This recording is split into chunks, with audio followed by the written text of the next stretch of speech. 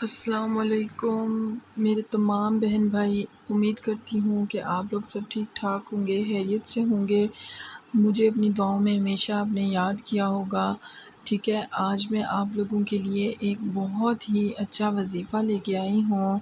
وظیفہ بہت چھوٹا سا ایک عمل ہے میرے ان تمام بہن بھائیوں کے لیے جو اپنی زندگی کی کسی مشکل کے لیے بہت پریشان ہیں۔ ایسی پریشانی جس نے دن رات آپ کو پریشان کیا ہوا ہے،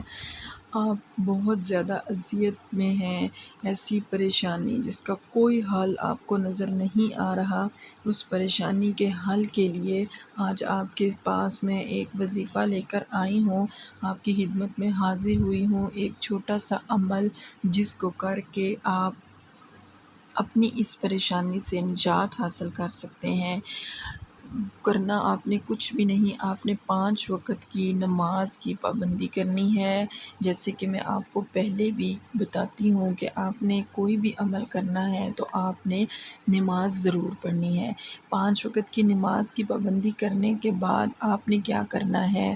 درود تنجینہ کی تسبیح کرنی ہے۔ درود تنجینہ جو ہے اس کے بہت سے فضائل ہیں، بہت سے فضائل، اتنے کہ آپ اس کے بارے میں پڑھیں تو آپ حیران رہ جائیں کہ یہ ایک ایسا درود ہے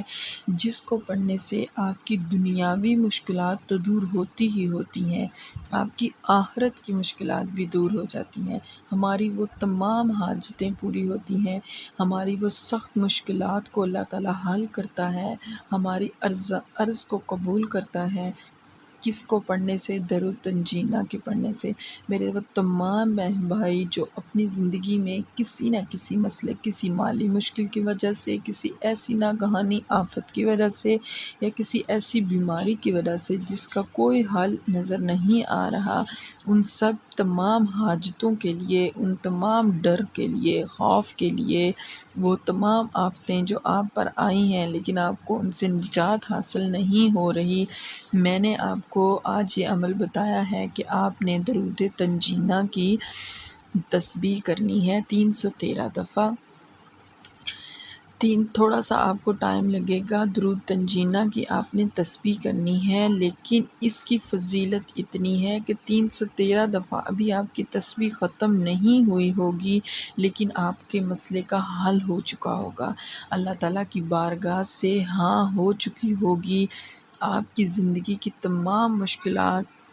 حل ہو چکی ہوں گی، تمام آپ کی آفتیں، تمام آپ کی ایسی حاجتیں، تمام آپ کی ایسی مشکلات، تمام آپ ایسی ضرورتیں آپ کی پوری ہوں گی، آپ کی عرض کو اللہ تعالیٰ قبول فرمائیں گے کیونکہ اللہ تعالیٰ ہر چیز پر قادر ہے۔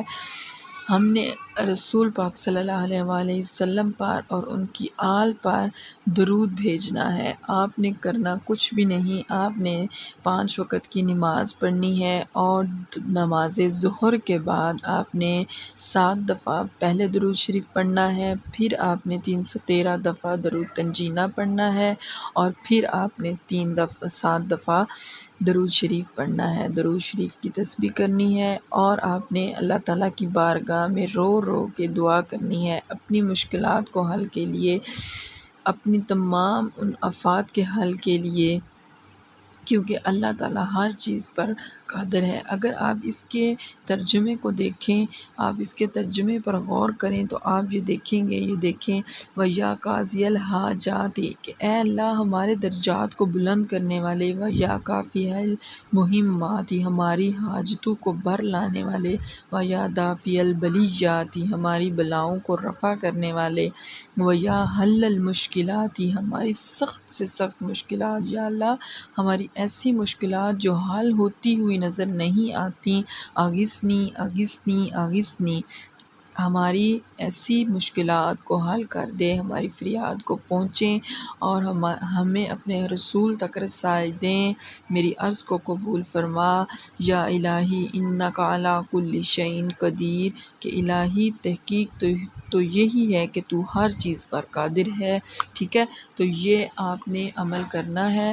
درود تنجینہ آپ نے 313 دفعہ پڑھنا ہے، 7 دفعہ اول و آخر درود شریف کے بعد نماز ظہر کے بعد۔ تو اب یہ آپ وظیفہ کریں اور ہمیں اپنی دعاؤں میں یاد رکھیں۔